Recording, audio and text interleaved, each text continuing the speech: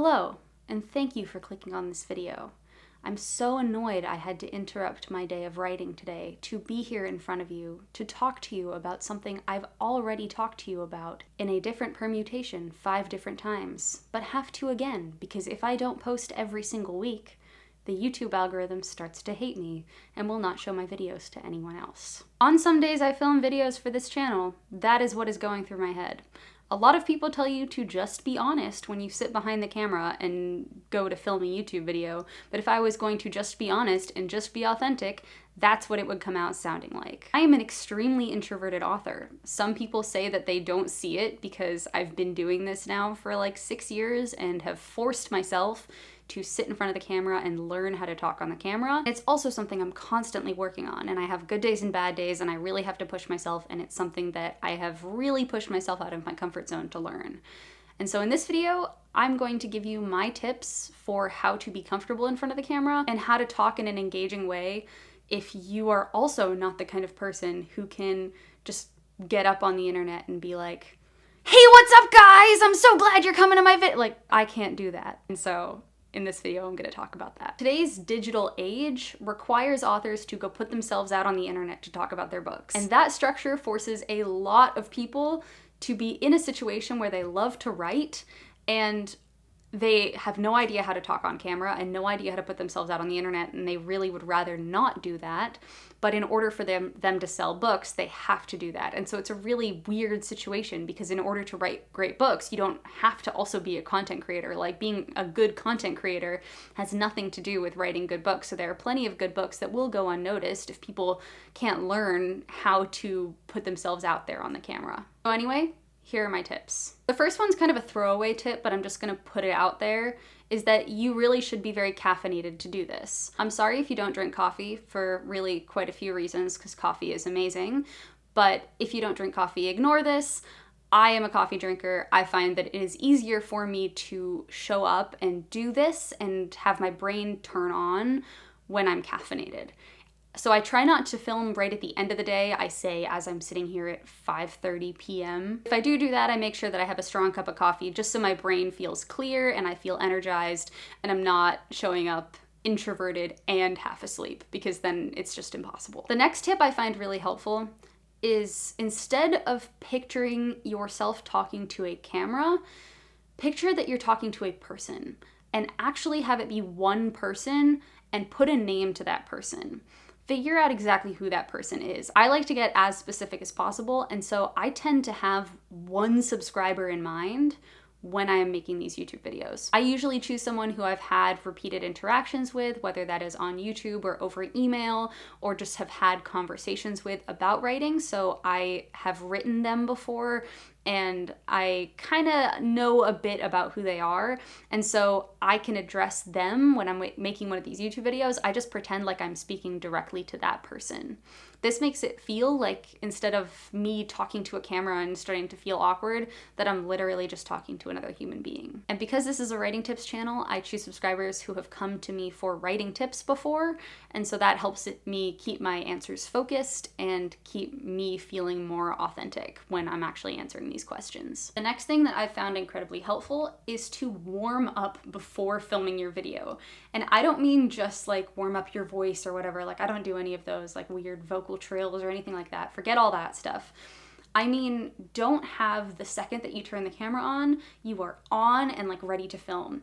I like to start the camera and maybe give myself a minute and a half just to like sit there with the camera on and listen to music, pump myself up, talk a little bit, like start doing an intro, but not actually film it for real, just so I can get loosened up a little bit. And so I don't start the video really, really stiff and then loosen up over the course of the video. I have many videos where this is the case, where I have not done this, but I have noticed the difference in the videos where I have done this and like given myself that time to loosen up, and videos where I have not given myself that time. And the quality difference is pretty drastic. Because I just let the camera roll, I never put that footage in the video, but if you're interested to see what it is, this is what my warm-up looked like for this video.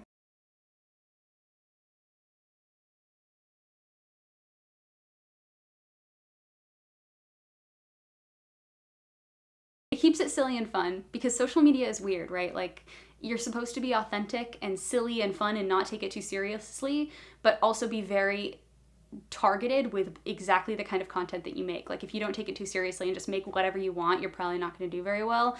But you have to make a very specific type of video and figure out what exactly it is that your audience likes, and then be silly and fun while making that specific thing. My next tip is do not read from a script. If you read from a script, it's going to come out sounding really stiff and awkward, and you're gonna have to cut together 10 million little tiny pieces of you talking. When I record my videos, I have a bullet point list. Like, I'll sit down before making a video and I will write down the bullet points of the things I want to talk about. And then as I film, sometimes I come up with additional bullet points and ideas, but I don't ever put more detail than like the bullet point and then maybe one sentence under the bullet point. You can probably tell that most of what I do in these videos is riff, but I am very familiar with the stuff that I make videos on. I know this stuff backwards and forwards. I spend my days like doing this stuff. I am a writer, I am an author, this is my world, so it's very easy for me to talk about it. Definitely don't use a teleprompter, because it's just going to make you feel really sticky and uncomfortable, and you'll probably be sitting there kind of like this and like reading, and it's not going to feel natural, and people aren't going to want to return to your videos. Next, I try to stay really grounded in my body when I film and breathe a lot. I know this is probably a little bit silly, but focusing on my breaths and feeling like I'm really seated inside my body instead of being up here and having my energy buzz up here, just feeling a little bit more like I'm sunken down into the chair, like I'm sunken down into my emotions, and I'm speaking a little bit lower from my stomach, I guess, makes me feel like I'm a little bit more grounded in the moment, which makes me more comfortable and makes me feel like I'm just sitting here talking to a friend instead of like up here being jittery and like trying to perform for you. I found that people respond best to videos that I make where it doesn't look like I've put that much effort into it, where it either looks like, you know, I'll be on TikTok and like film like down here and like talk in the camera. That sometimes does, or I'll be like in my pajamas about to go to bed and like film one last TikTok like right before I go to bed.